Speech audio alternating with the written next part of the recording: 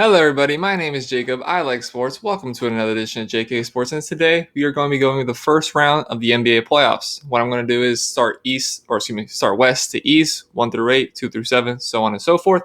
And with our first series being the Lakers versus Blazers. And most of the time, this would be a series 1 through 8, especially 1 through 8 with the Lakers as the 1 seed. This is a series that most of the time you wouldn't take too seriously. This is a series that could easily be bypassed as a Lakers sweep, gentleman's sweep, whatever it may be. However, we all know the Lakers have been struggling tremendously. Their bench hasn't lived up to what it is needed to do. LeBron James, scoring wise, has significantly decreased ever since the bubble was restarted. Anthony Davis has been scoring, however, it hasn't been much in the fourth quarter. And Kyle Kuzma has been their one bright light, and still he's only bringing 20 points to the table. So it could be tough. It could be really tough. The Trailblazers have been hot recently. If you count the counting game, then they've gone 6 for 7 in their last 7 games. The 3 games before the bubble yesterday or not yesterday, on Saturday, Damian Lillard scored over 150 points. I really like their guard matchup. Damian Lillard, CJ McCollum. I like them on offense more than defense. They both do struggle on defense. I do like their bigs. Hassan Whiteside, Nikola Jokic, Nikola Jokic, whatever his name is. I might have just combined Jokic and Jokic. I don't know. Nurkic, that's the name. And they have the pieces to compete with the Lakers. However, I do ultimately think it will end up being the Lakers in 6. However, if they don't get off to the right start, if they lose that first game of the series, the Damian Lillard, the Blazers have been hot. They could take advantage of that and pull off an upset. However, I will say Lakers in 6.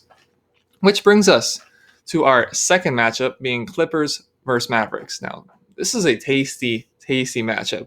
Best overall team, offense, defense with the Clippers against the best offensive team. Mavericks have broken records this year, scoring 115.8 points per 100 possessions. You got Luka Doncic, got Kristaps, got Seth Curry. They got a lot of scoring options.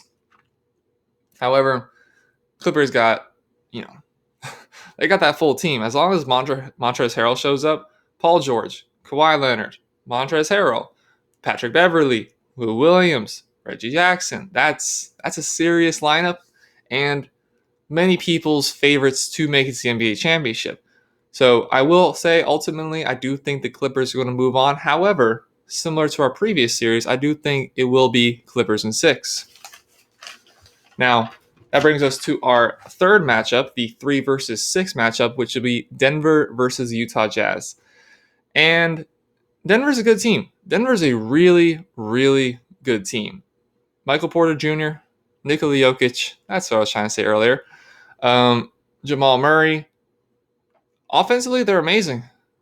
They're the best, probably the best young team in the league. However, they've been given that as an excuse way too often. They've been not able to push forward past the conference semifinals and into even the conference finals, let alone an NBA finals.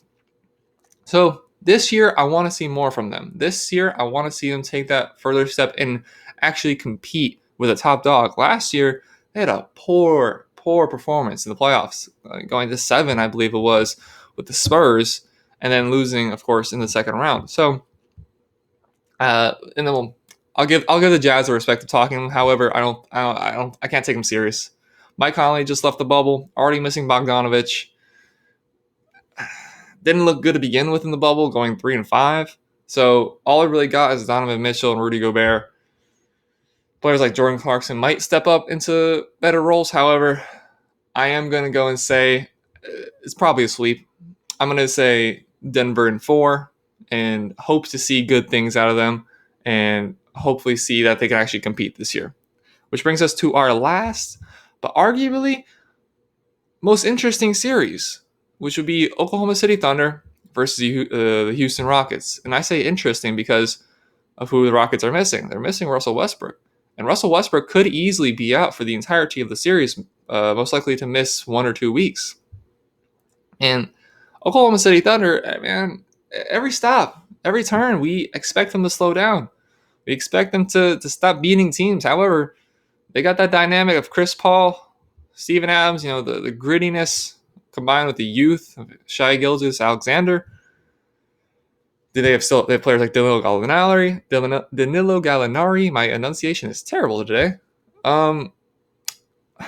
If Russell Westbrook doesn't play, if Russell Westbrook plays, I still think they'll have a hard time. If Russell Westbrook plays, I'll have Rockets in 6. However,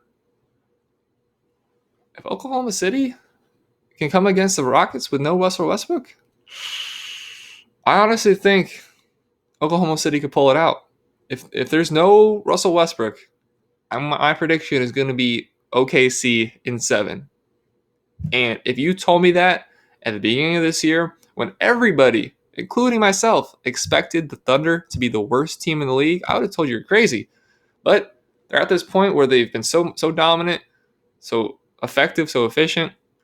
And we all know the struggles of the Houston Rockets team, how inefficient at times they can be, only shooting 3-pointers. If they start missing their threes, if it starts getting in their head, if they're missing Russell Westbrook, it's going to be a tough time. And if that's the case, I do ultimately have Oklahoma City winning.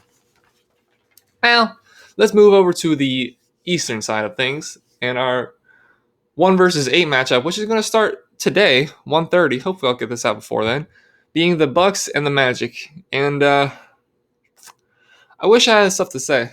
I wish I had like this theatrical explanation of why the Magic are going to do good against the Bucks, but I don't.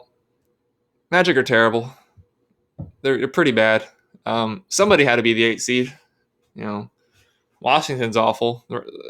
If you really cut underneath, if the 76ers are at full strength, if you cut underneath them, the rest of the East is terrible right now. Nets don't have their superstars. They performed well against the Trailblazers the other day.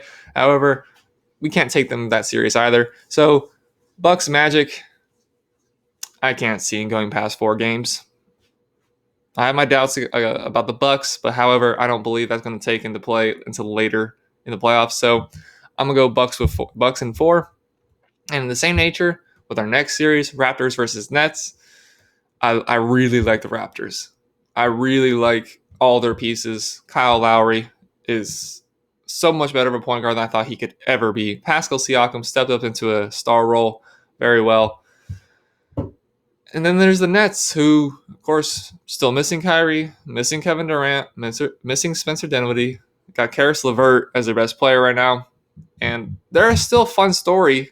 Like last year when they had D'Angelo Russell, they're fun to watch, and they still work. It's not like they're really terrible. However, similar to the Bucks Magic, I do have it going for a sweep. So Raptors in 4.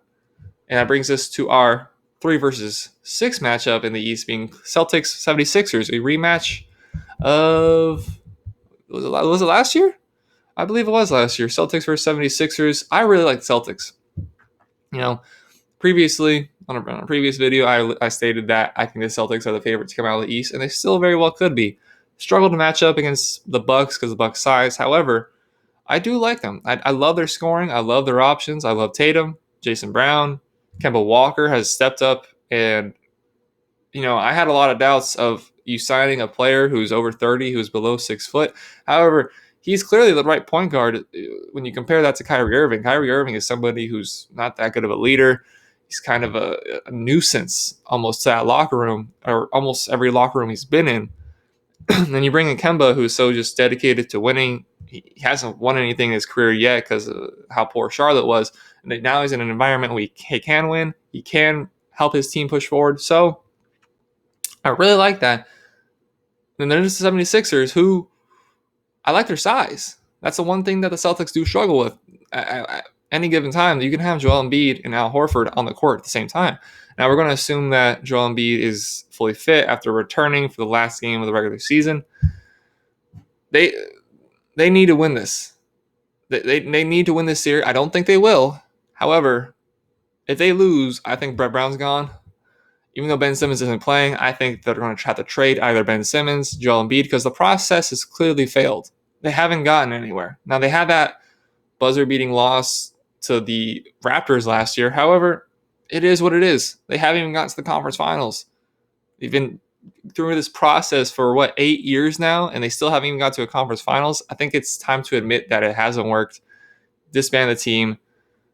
But back to the series as a whole, because of how good the Celtics are, because of the 76ers missing Ben Simmons, I think is going to go Celtics in 5 games.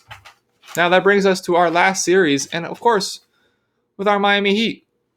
You know, I love the Heat. I have some doubts about them, but my doubts are against the better teams.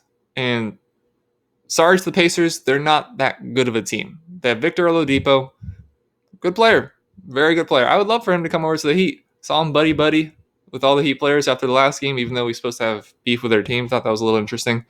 TJ Warren, he was playing nice. He played good for the first few games of the bubble, and then Jimmy Butler guarded him, and he had 14 points. Now he has plantar fasciitis, so we'll see how healthy he is. They got Malcolm Brogdon, good player, but there's no way we should be losing this. There's no way we should be losing even more than 1 game, if I'm being completely honest. How dominant we are, how I shouldn't say dominant, how vicious we are, that mentality we have, players like Bam Adebayo, Tyler Hero, Jimmy Butler, Goran Dragic. I love our team. When we're hitting, I love this team so much. When we are on our front foot, playing our A game, I love this team. We can beat any team in the league when we're playing at our best. It's only when the shots don't go in, we hit a few rough patches that's like, yeah, we do need a star. However, for this series, I believe we have the scoring. I believe we have the defense to honestly beat the Pacers in 5 games and move on to the Bucks, assumingly, and we'll see what happens from there. But thank you all very much for watching. My name is Jacob. I like sports. Welcome to another edition of JK Sports. I tried recording this video first a few days ago to put some cuts into it, to put some edits into it. However, the recording software I'm using is just so awful. I couldn't figure out much edits to even make it look good at all. So I brought it back to the raw cut of it. No edits, no nothing, just me talking. And hope you guys all enjoyed. Please let me know in the comments down below what do you think is going to happen with the NBA playoffs, specifically the first round. Do you see any upsets happening? Do you think that it's just going to be all the winners winning, the higher seeds winning? Of course, I had everybody winning except for the Rockets with OKC winning. Well, just get down in the comments below. Please share this with everybody. Please share this with your friends, your family. I want to be able to reach out to as many people as possible. Please like, please subscribe. Thank you very much for watching. Hope you all have a great rest of your day. Bye.